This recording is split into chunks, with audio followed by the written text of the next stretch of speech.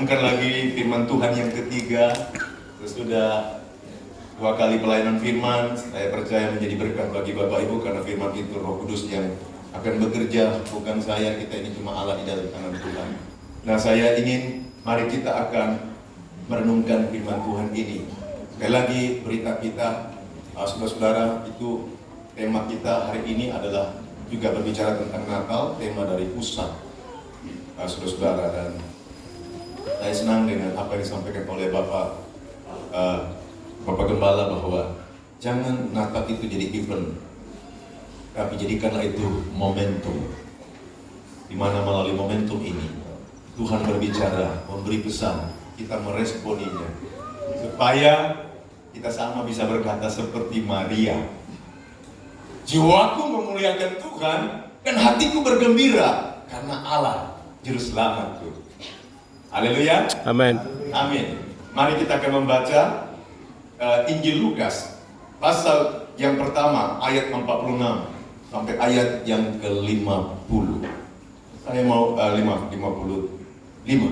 Bapak Ibu, saya akan baca teks ini dulu atau perikop ini supaya kita fokus kepada pemberitaan firman Tuhan. Lembaga Alkitab Indonesia memberikan judul nyanyian pujian Maria.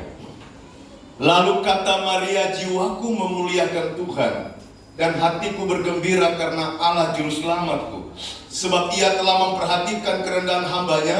Sesungguhnya mulai dari sekarang segala keturunan akan menyebut aku berbahagia, karena Yang Maha Kuasa telah melakukan perbuatan-perbuatan besar kepadaku, dan namanya adalah kudus, dan rahmatnya turun-temurun atas orang yang takut akan Dia. Ia memperlihatkan kuasanya dengan perbuatan tangannya, dan mencerai-beraikan orang-orang yang congkak hatinya. Ia menurunkan orang-orang yang berkuasa dari tahtanya, dan meninggikan orang-orang yang rendah. Ia melimpahkan segala yang baik kepada orang yang lapar, dan menyuruh orang yang kaya pergi dengan tangan yang hampa. Ia menolong Israel hambanya, karena Ia mengingat rahmatnya seperti yang dijanjikannya kepada nenek moyang kita, kepada Abraham dan keturunannya untuk selama-lamanya. Sedemikian jauh pembacaan firman Tuhan. Berbahagialah kita yang membaca dan merenungkan firman Tuhan di dalam kehidupan kita. Bapak Ibu saudara, kita akan merenungkan tema yang diberikan oleh pusat Gereja Kemah Injil Indonesia, dan saya sendiri sebagai bagian dari pengurus pusat ingin menyampaikan selamat Natal 25 Desember 2023 dan selamat menyongsong tahun baru 1 Januari 2024. Tema kita adalah jiwaku memuliakan Tuhan dan hatiku bergembira karena Allah Juru Selamatku.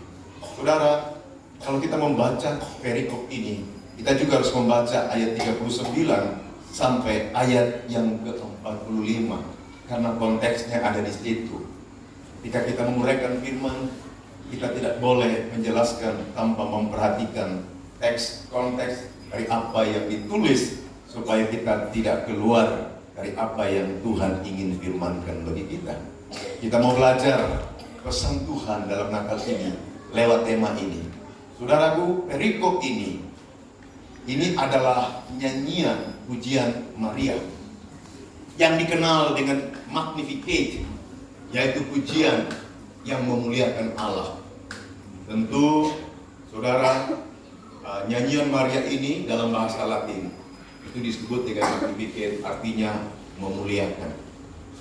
Ini merupakan pujian, nyanyian yang agung yang dinaikkan oleh Maria di hadapan Allah. Ketika kita berbicara tentang nyanyian pujian atau Magnificat ini, kita juga harus memahami bahwa ini adalah merupakan salah satu dari pujian yang agung yang ada di dalam kitab suci. Secara khusus, Bapak Ibu saudara-saudara, ini adalah merupakan pujian yang agung di dalam Injil Lukas. Di dalam Injil Lukas pasal 1, 2, dan 3 kita bisa melihat ada pujian yang agung yang dinaikkan oleh Zakaria, karena melihat Allah telah membuka kandungan istrinya Elizabeth untuk melahirkan seorang yang bernama Yohanes Pembaptis. Dari orang yang mandul kemudian bisa mempunyai seorang anak. Kita juga bisa membaca dalam Injil Lukas pujian Simeon yang bersama Hana berdoa dan beribadah di bait suci, menantikan penggenapan daripada Mesias yang akan datang. Dan ketika Mesias itu datang lewat kelahiran sang bayi Yesus itu, mereka bersukacita dan berkata, kami akan pergi dengan damai sejahtera. Pengharapan, doa mereka dijawab, sekalipun mereka tidak bisa melihat karya Kristus lebih dalam.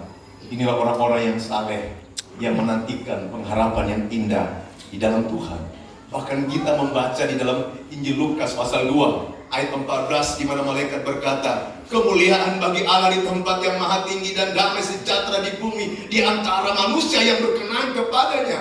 Ini adalah merupakan pujian yang agung dari malaikat, dan itu yang pertama. Dan mungkin tidak ada saat ini yang tidak pernah kita dengar lagi. Kemungkinan yang terakhir waktu Tuhan datang yang kedua kali, boleh kita dengarkan pujian malaikat itu, saudara.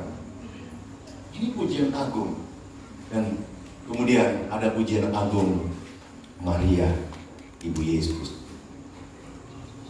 Nah, pujian ini dia berkata, jiwaku memuliakan Tuhan dan hatiku bergembira karena Allah Juru Selamatku. Tahukah kita, pujian ini menyatakan satu sukacita di dalam diri Maria. Satu sukacita yang menyatakan atau menegaskan tentang sukacita yang lahir dari pengalaman iman dan pengenalan akan Allah. Ini bukan sukacita yang biasa, yang bersumber dari manusia yang datang dari luar, tapi sukacita dan pujian yang lahir dari hati Maria. Jiwaku dan hatiku menegaskan totalitas hidupnya yang didasari dengan pengenalan yang sungguh akan Allah, sekaligus pengalaman iman yang sedang dia alami di dalam Tuhan, sehingga dia bersukacita. Dan saudara, sukacita ini membuktikan bahwa orang-orang yang bersukacita dengan benar di hadapan Tuhan adalah orang-orang yang menyadari dirinya sedang menerima dan terlibat dalam rencana Allah. Amin. Amin. Amin. Amin.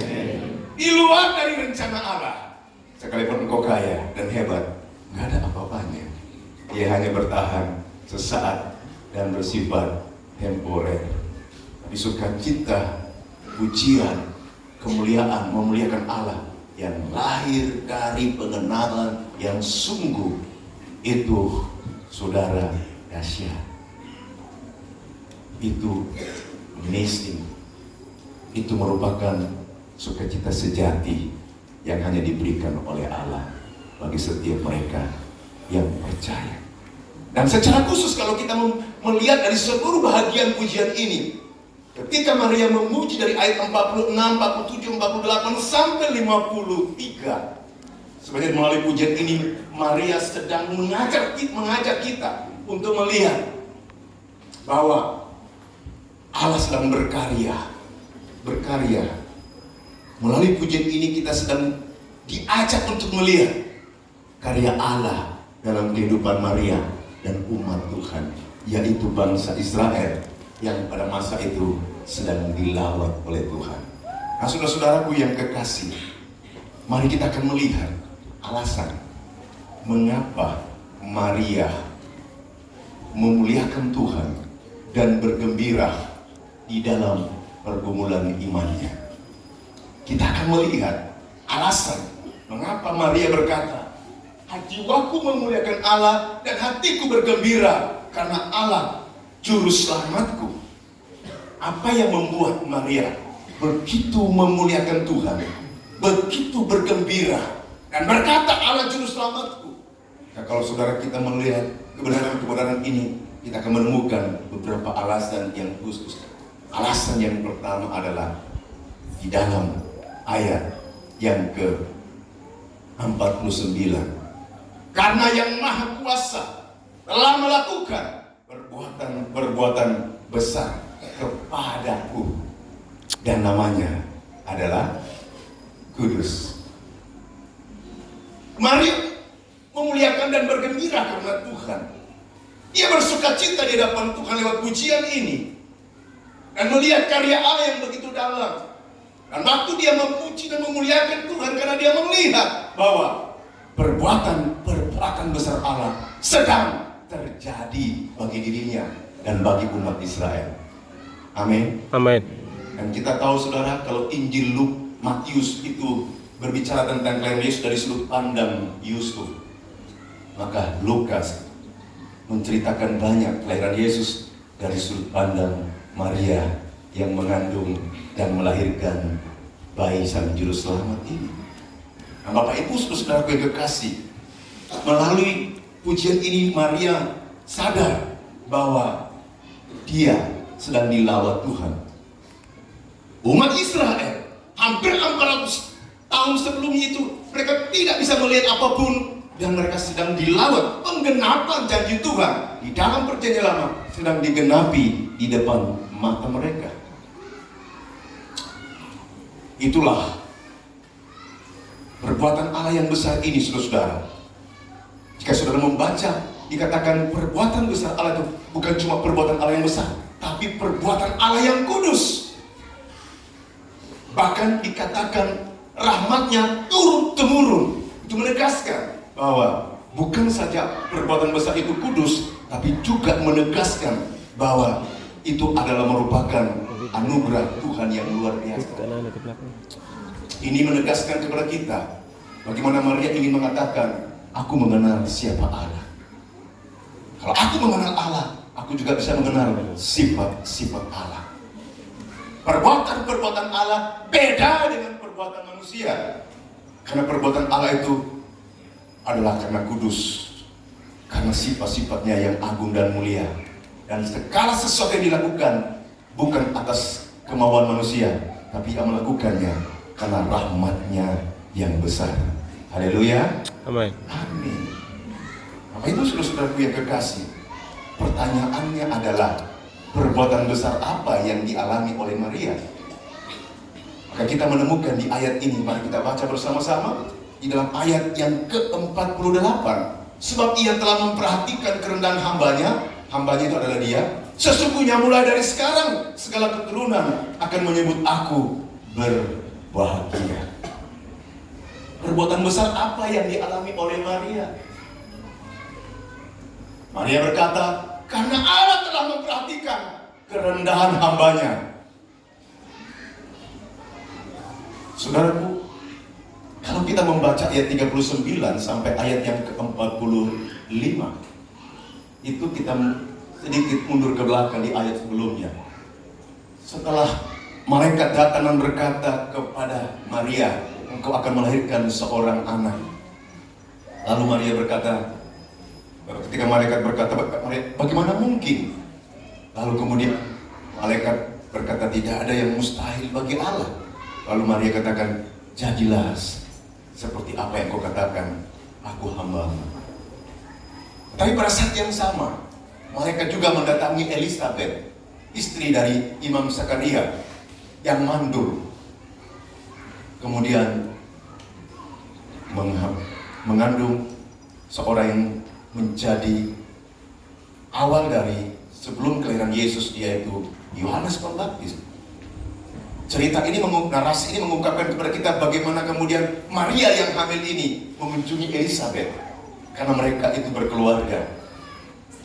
Maria datang mengunjungi Elisabeth karena ingin memberikan satu penghormatan, karena mungkin Elisabeth jauh lebih tua. Tapi ketika dia jumpa dengan Elisabeth dalam perjalanan yang cukup jauh, bukan Maria yang memberikan penghormatan, justru Elisabeth yang memberikan apresiasi. Dikatakan begitu melihat Maria, bayi dalam kandungannya bersuka cita. Kemudian Elisabeth berkata kepada Maria, diberkatilah engkau, karena engkau sedang mengandung bayi itu. Saudaraku yang kekasih, Elisabeth sekalipun dia jauh lebih, mungkin lebih senior, tapi dia lebih menghormati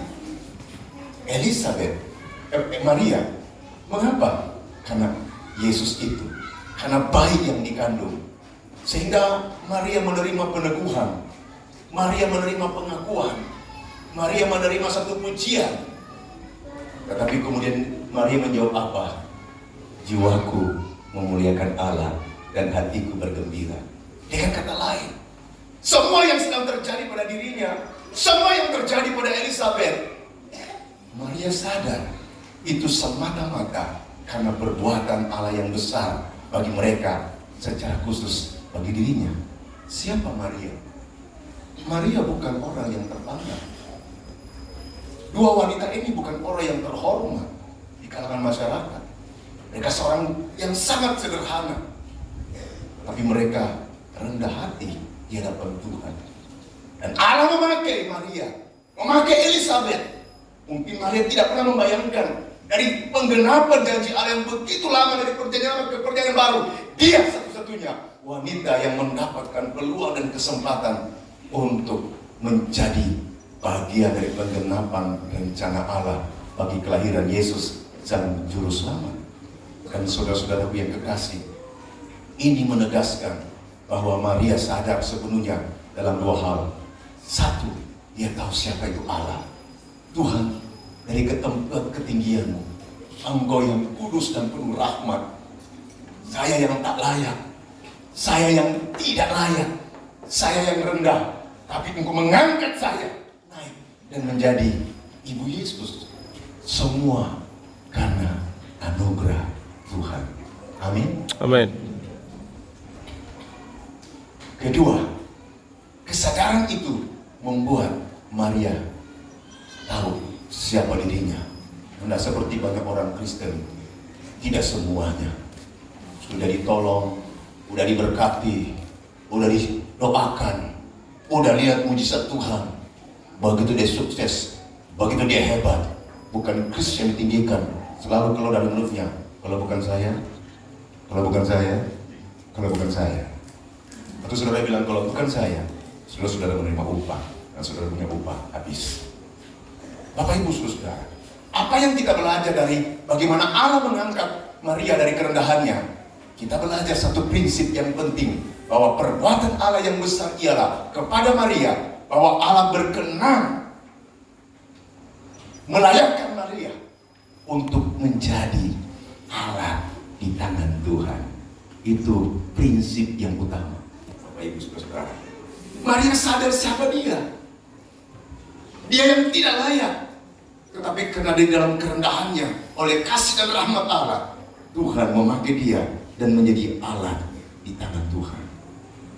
Itu yang membuat Maria sadar, memuji Tuhan. Siapa aku Tuhan, sehingga Engkau mau memakai aku menjadi penggenapan dari rencanamu.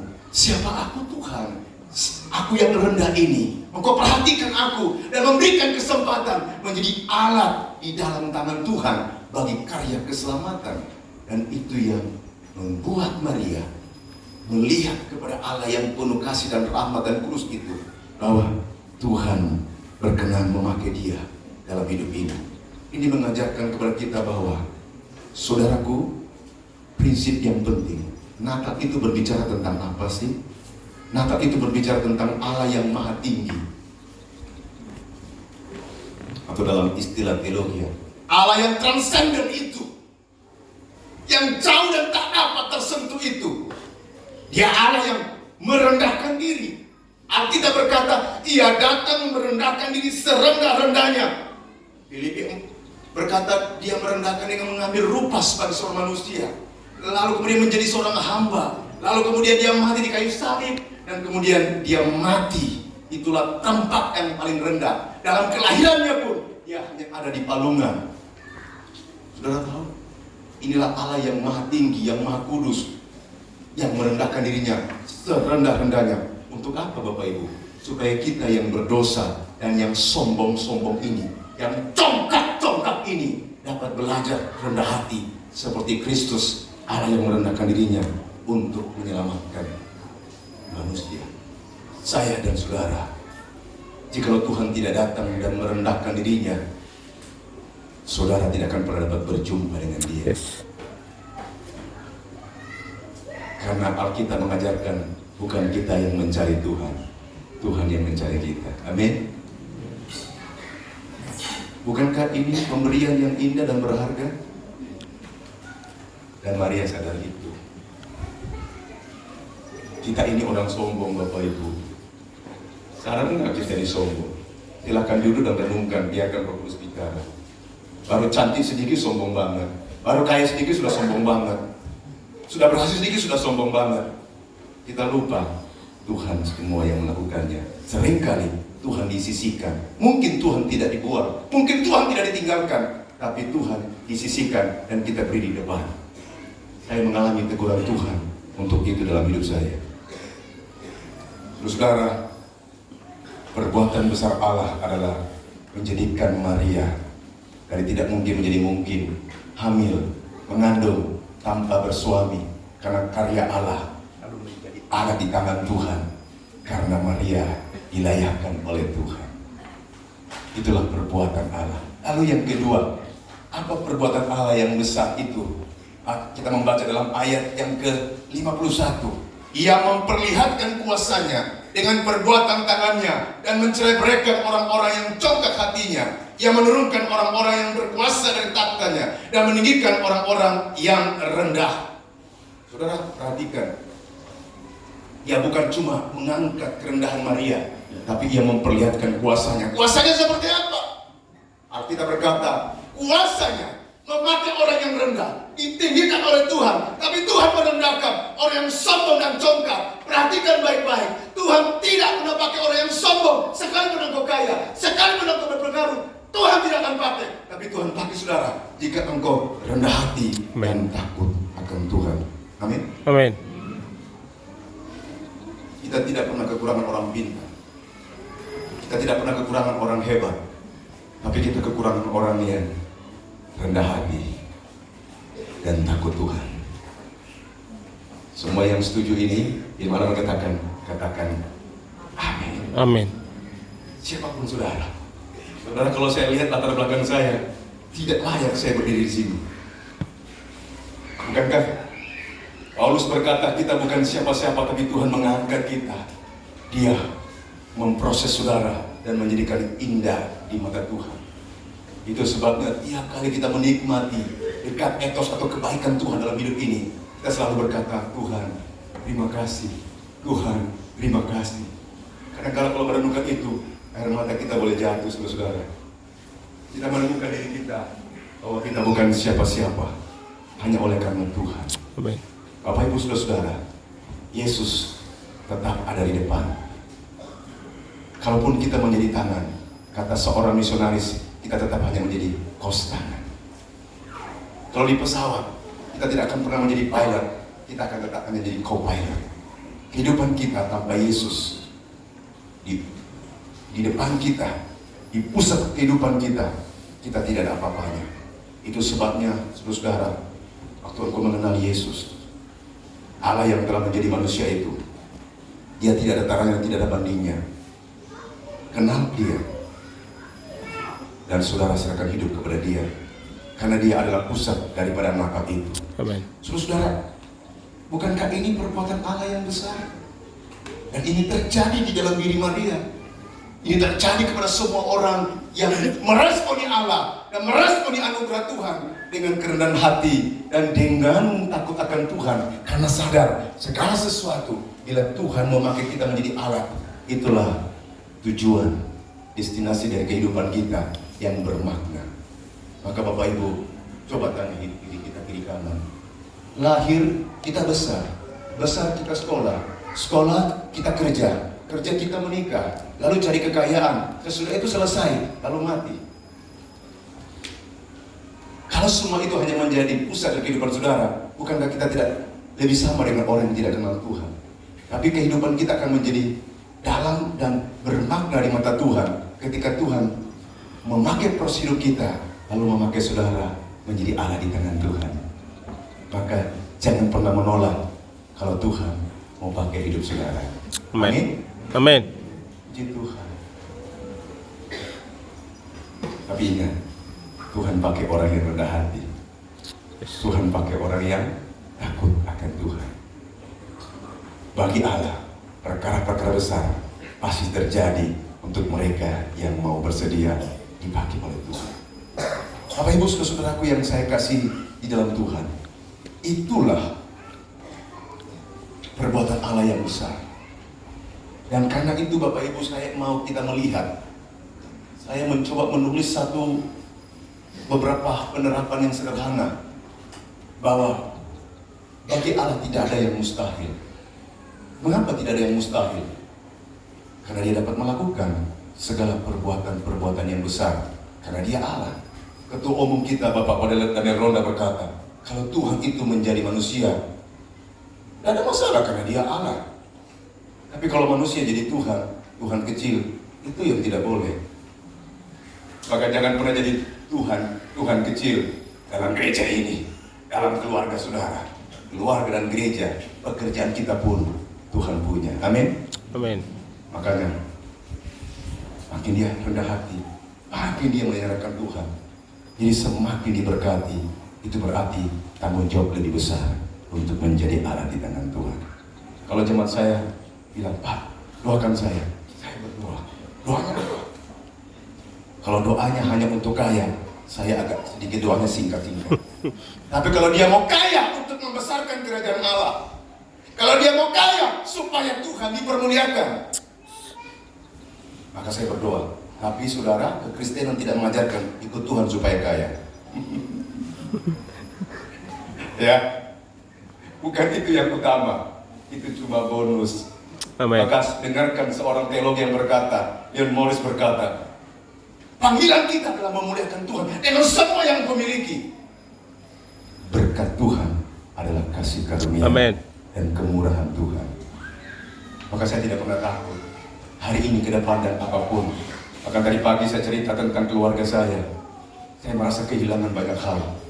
Tapi ketika saya duduk dan saya termenung, refleksi, Tuhan terima kasih, Yesusku indah, Amen. luar biasa.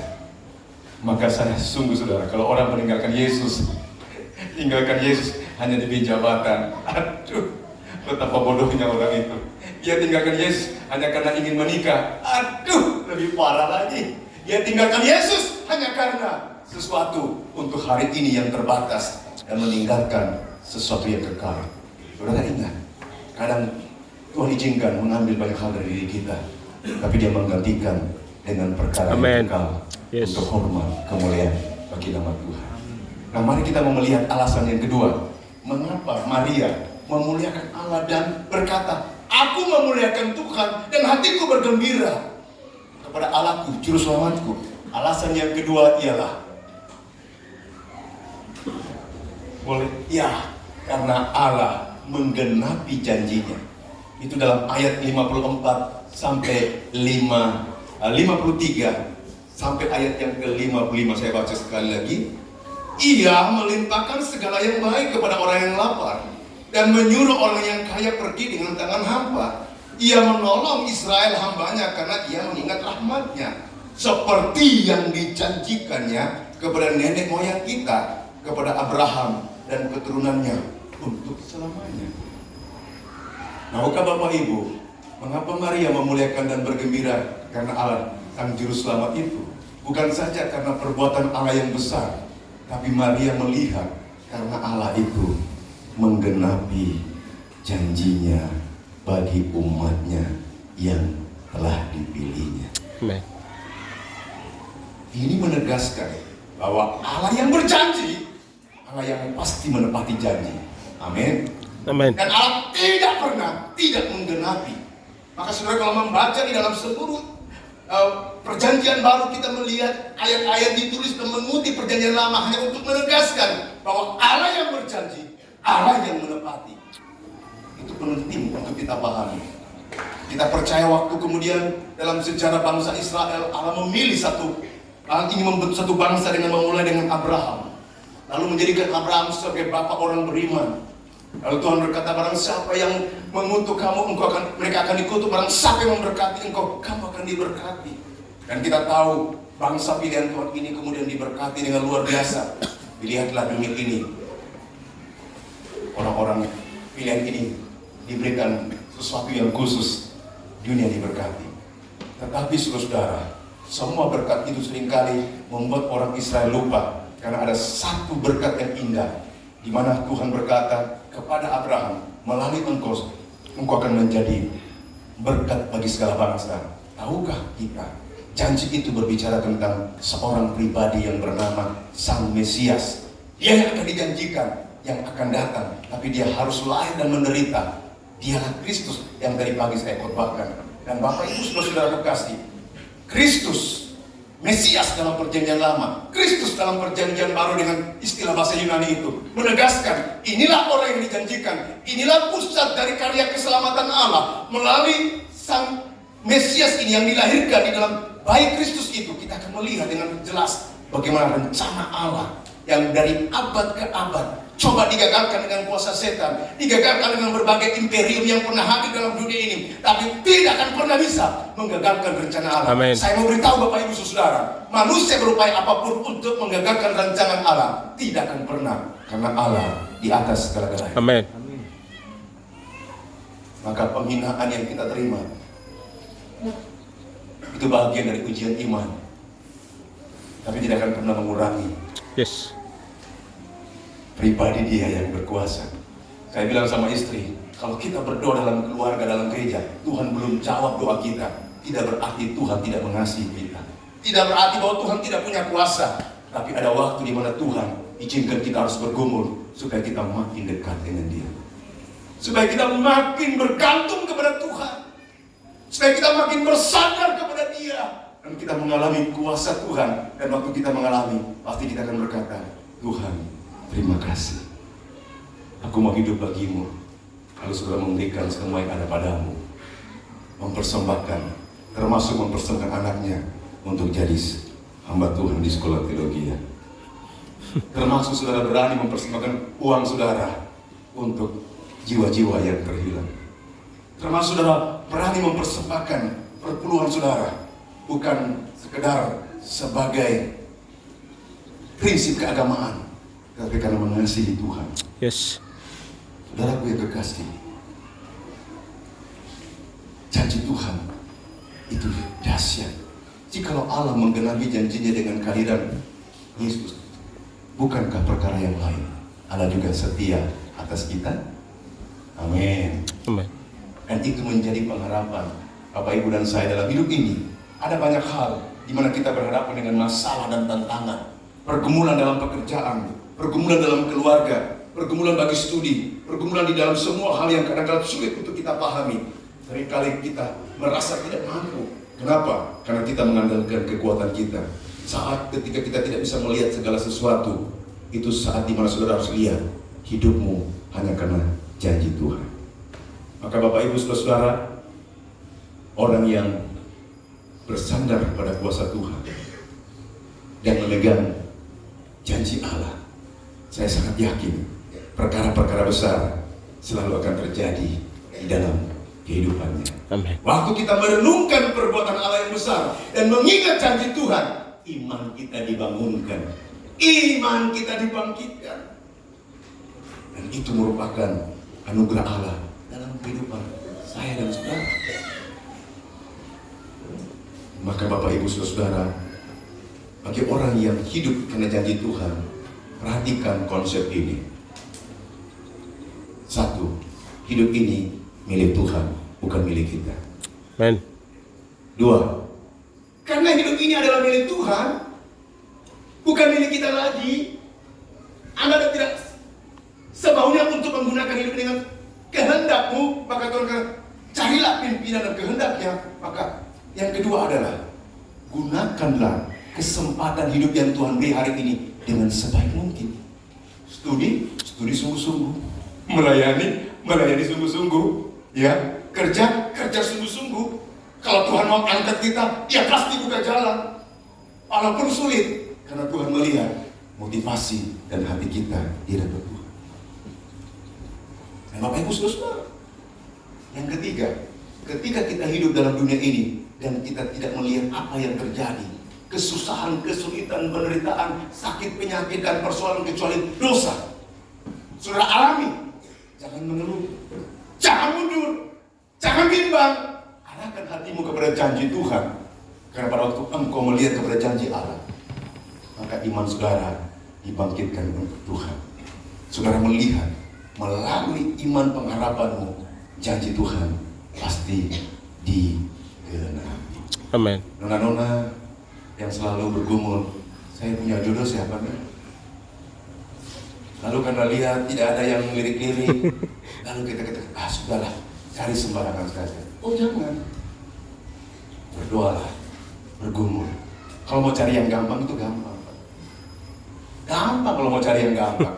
Justru cari yang sulit itu harus pakai lutut. Bukan bergumul. Tuhan pasti kasih pasangan bagi kita. Bagaimana? Yang adik-adik yang belum nikah. Jadi jangan. Percayalah. Tuhan pasti kasih teman yang sesuai dengan kehendak dan waktu Tuhan. Amin.